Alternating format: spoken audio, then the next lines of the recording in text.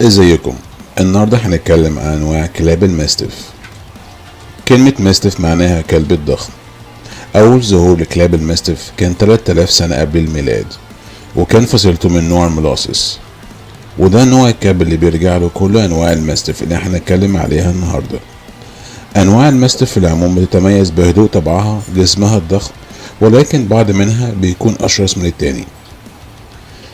تم استخدام انواع الماستيف عبر التاريخ في الحروب والحراسة والصيد، ودلوقتي هنستعرض مع بعض افضل 10 انواع كلاب ماستيف في العالم.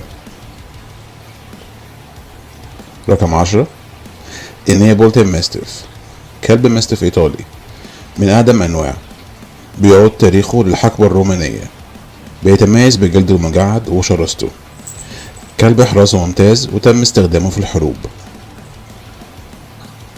رقم 9، التوساينو، وده ماستيف ياباني ويعتبر من اشرس انواع الماستيف في العموم، بيتم استخدامه في الشو والحراسة، وكان بيتم استخدامه زمان لصراعات الكلاب للأسف. رقم 8، التبيتان ماستيف الصيني، من أقدم أنواع الماستيف وأضخمها، بيتميز بكثافة فروته، وبيتم استخدامه في الحراسة وممكن الرعي. رقم 7، الفيرا بلازيريو أو الماستيف البرازيلي، من أذكى أنواع الماستيف، بيتم استخدامه في الحراسة والصيد، ولكنه عنيد. رقم 6، البريسا كاناريو أو الماستيف الأسباني، كلب شرس وشجاع جدا، بيتم استخدامه في الحراسة والصيد.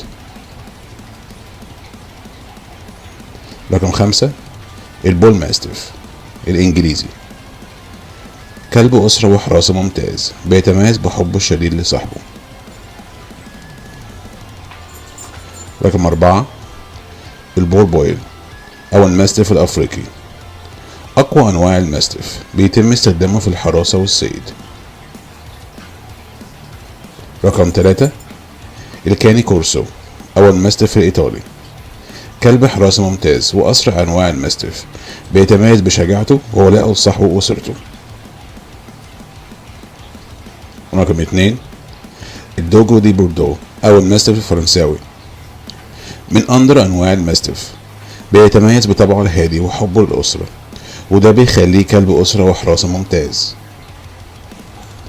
رقم 1، الانجليش ماستيف أو الماستيف الإنجليزي، وده أقدم أنواع الماستيف المعاصرة، واللي معظم أنواع الماستيف الحالية بتنحدر منه.